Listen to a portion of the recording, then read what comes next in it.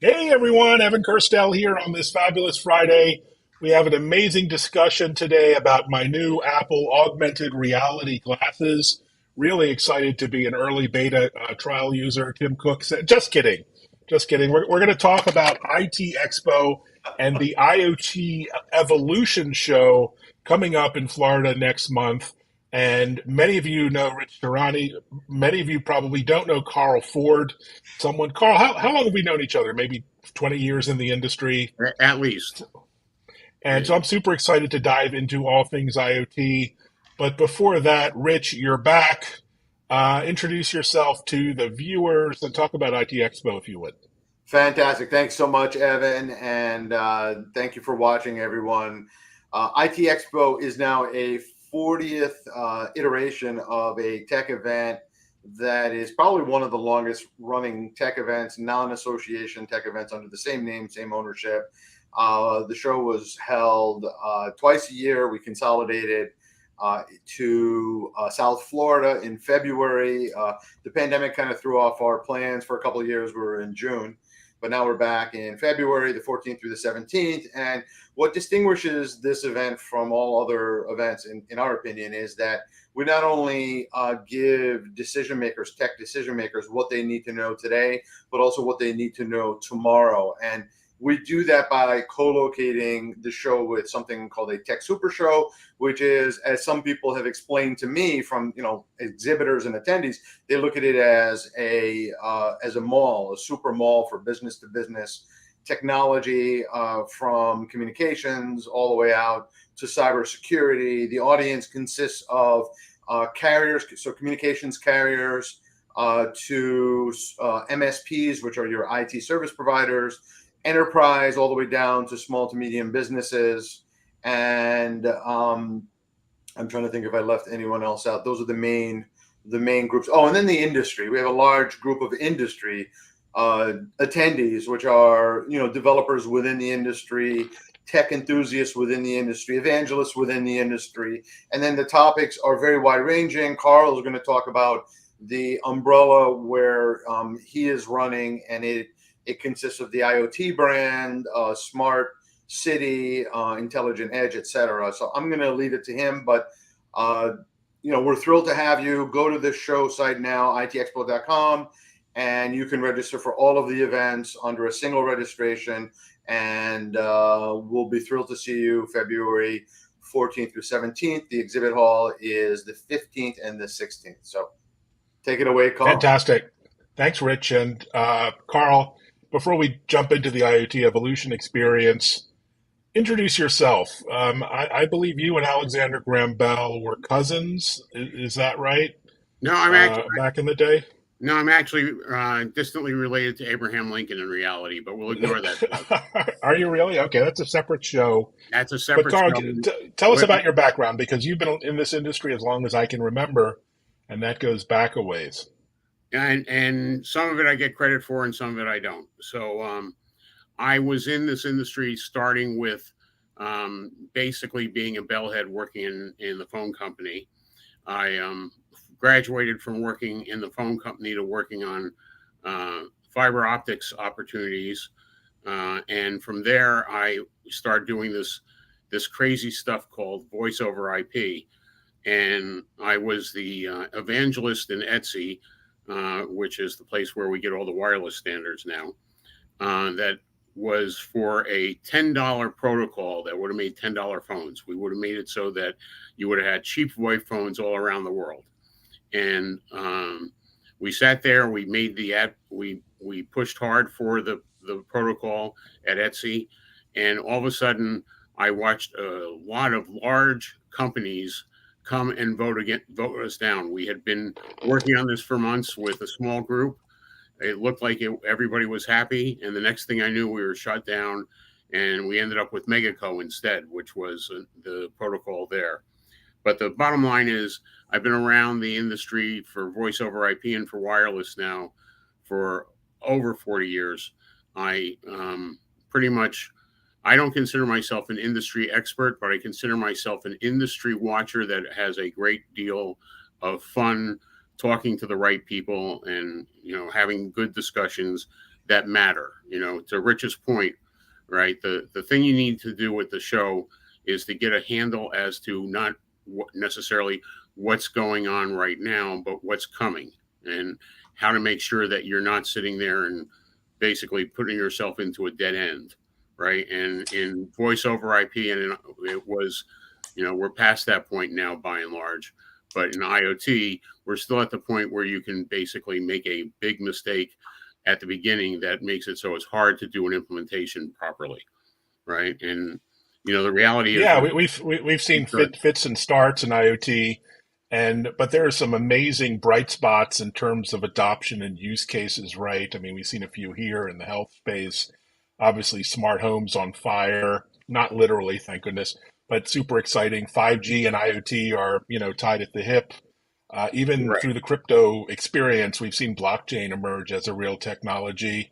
So, what are you really excited about as far as the speakers, the content, and some of the sessions? Well, I don't know if the word excited is the things I'm aware of, and I think are important. The first one is that we're getting a whole new ecosystem situation going on here, where starting with the Trump administration and going through into the Biden administration, there's been a big effort to make it so that China starts to get minimized on its role in telecommunications in general. And China has basically done a lot of interesting things. If you remember 21CN, because you and I are that old, they built a network for British Telecom that somehow ended up bringing all the traffic back to China. And those kind of activities still are going on in some places.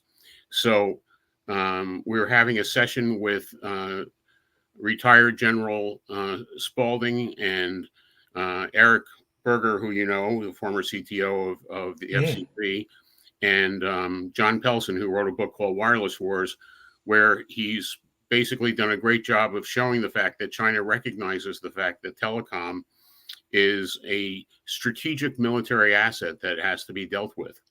And when you look at that space, you discover that the executive orders from Biden recently are all aimed at basically minimizing how much control over the silicon China has. And we're going to see basically a Western versus an Eastern telecommunications implementation. And I should say, while I say Western and Eastern, Huawei is an amazing company that has done amazing things, including basically light up most of Africa and also, other parts of the third world. And they are a big player. So now you got to deal with the issues of security, not just on how it goes to China, but what's going on when you send, strategic messaging or strategic work into Africa or into the Middle East. So we're going to see a nice discussion about that.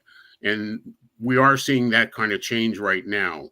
It's harder to get parts from China now in IoT, and we're watching the silicon kind of spread out. One of the interesting things is that CBRS is a big desire, or private networks in general.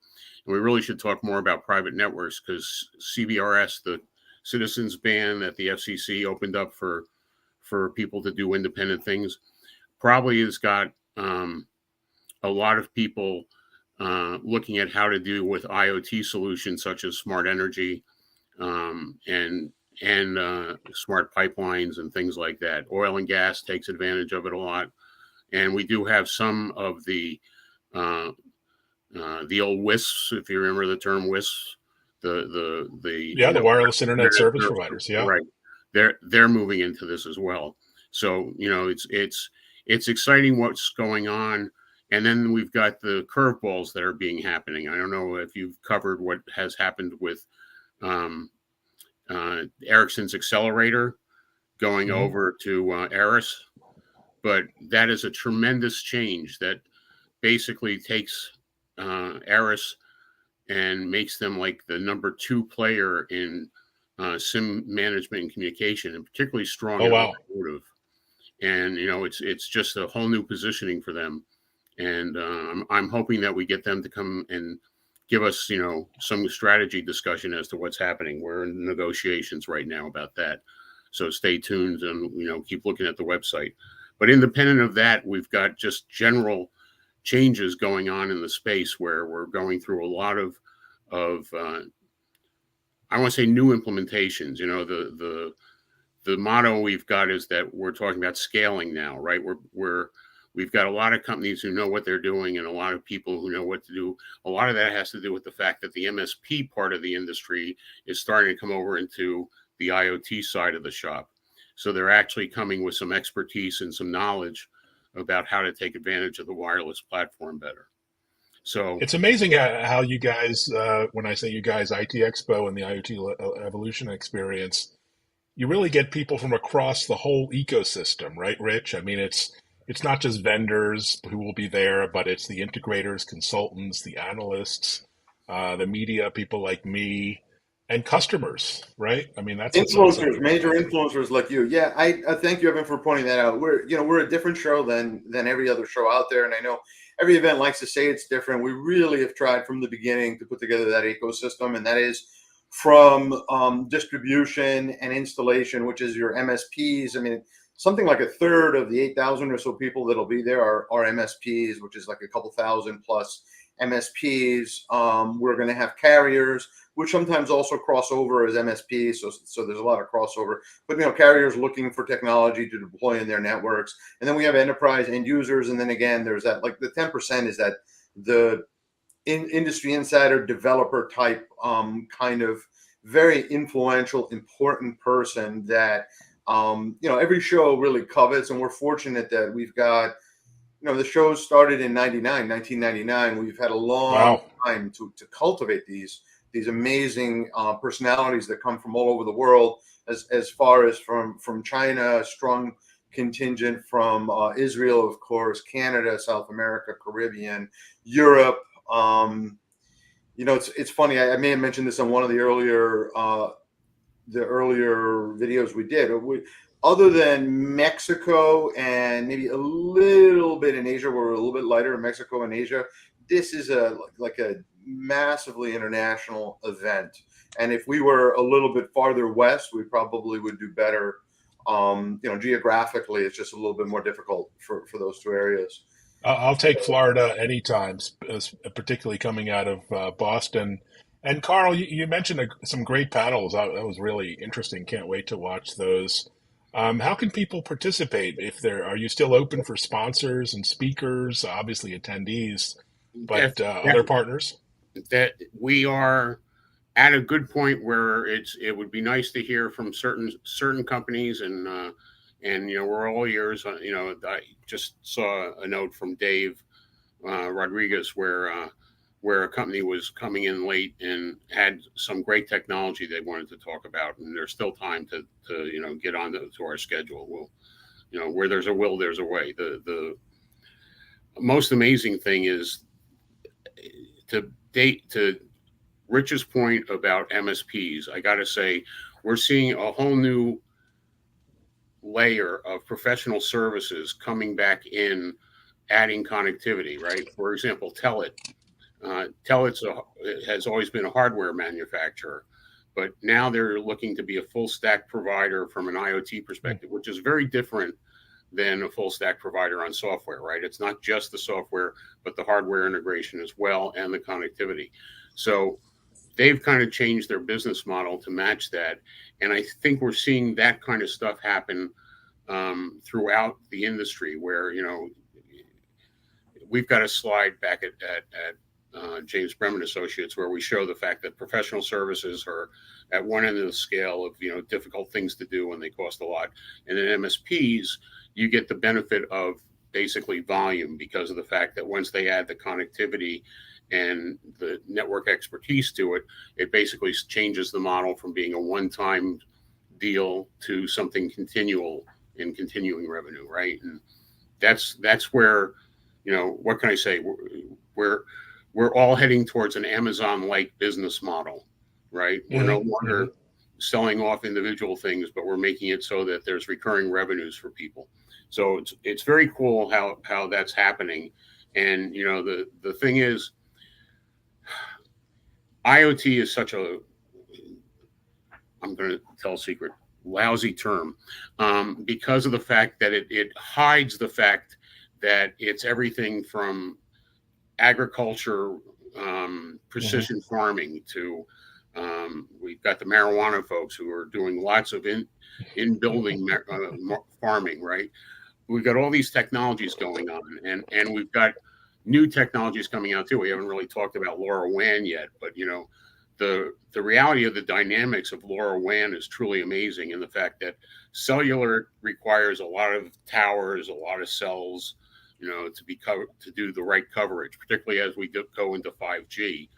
LoRaWAN, if you've got 3 towers up in a municipality, you probably got 90% of it covered, and you're in a situation where you can do really nice things. It's not a high-end technology. It's not going to provide video or send you your Netflix, but it is technology that is good for the alarming and monitoring, and things like that.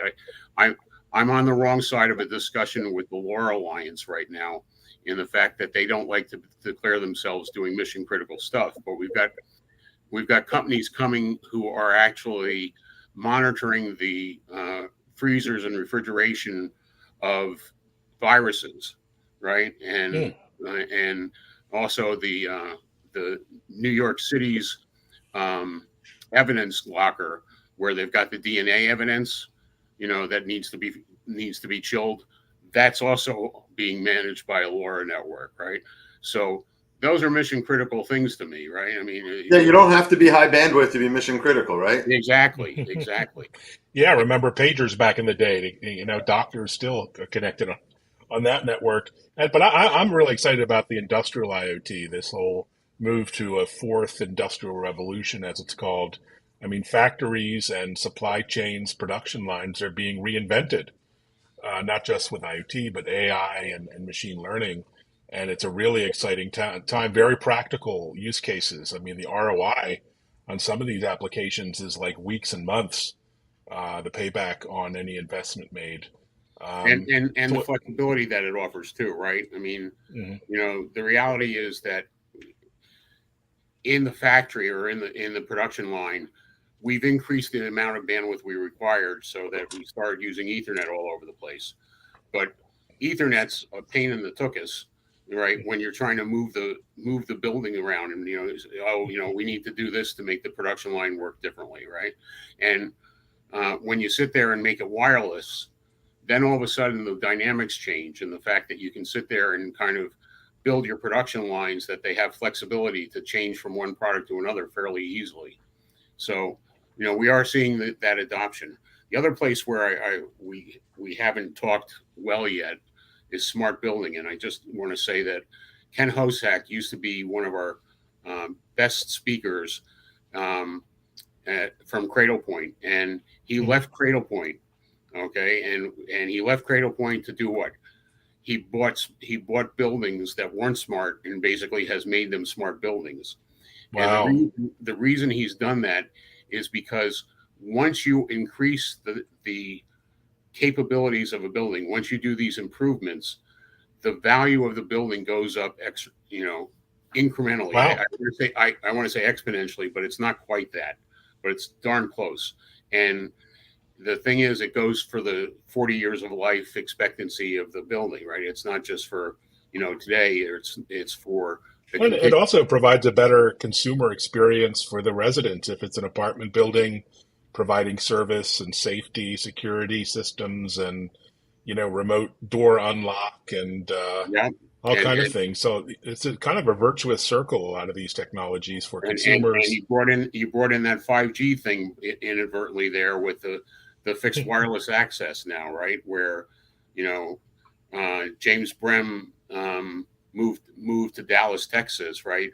And he doesn't have a wire going to his house. He's got a box that basically is fixed wireless access, and he gets his TV channels from that. He gets his his internet from that. Whatever IoT applications he's personally deployed, which I won't get into how many those are.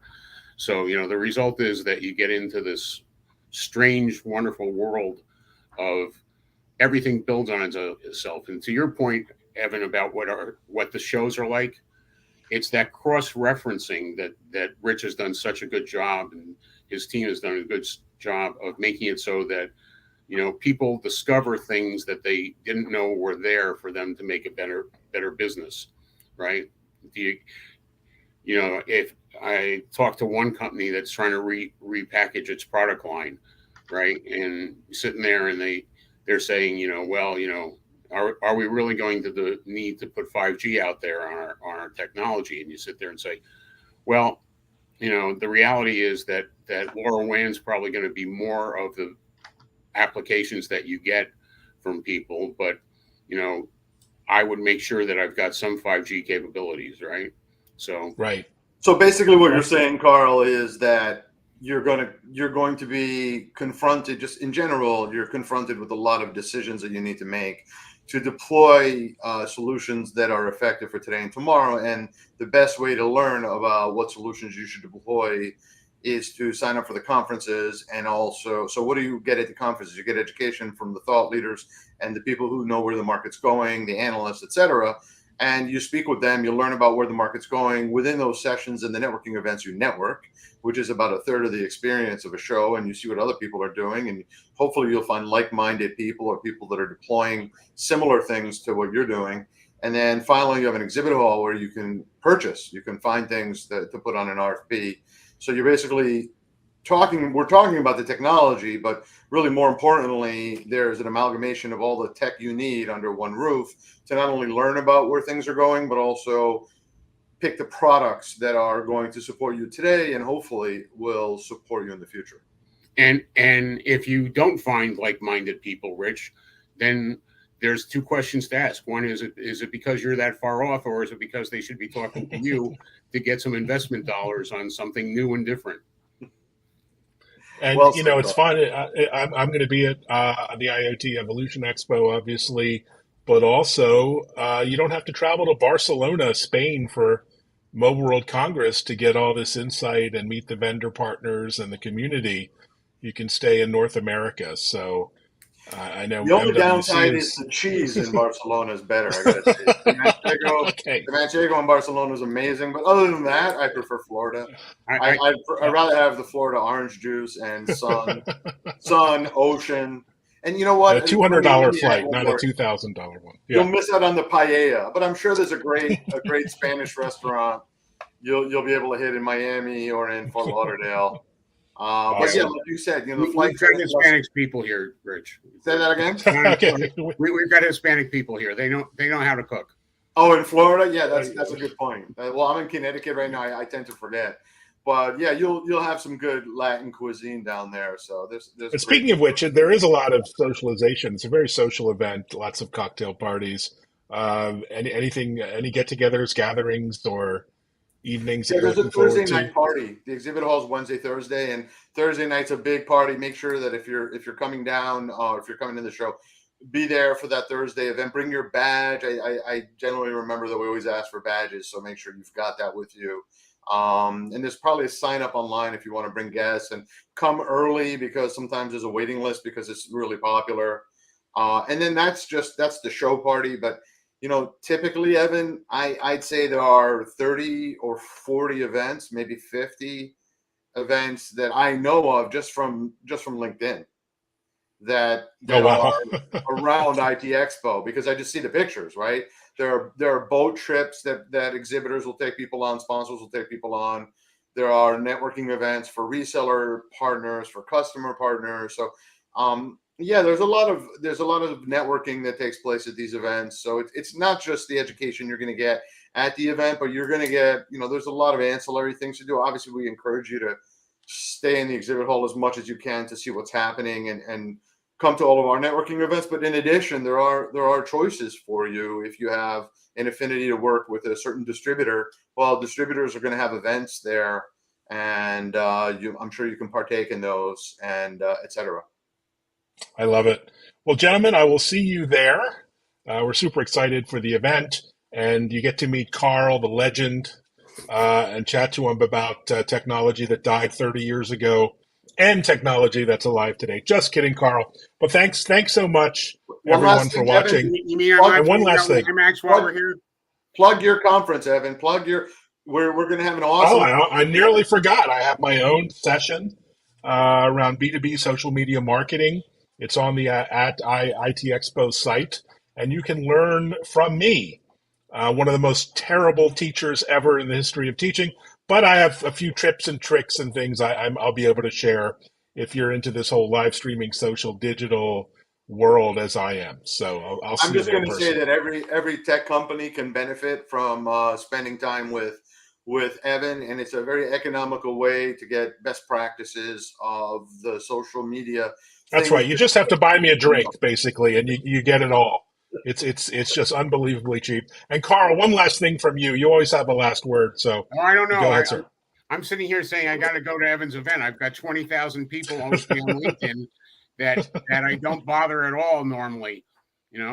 It's not called bothering. It's called educating, informing, and entertaining, Carl. Thought leadership. I'll look forward to giving you a private lesson or two over a mojito. Okay, gentlemen, TGIF, happy Friday. Bye, guys.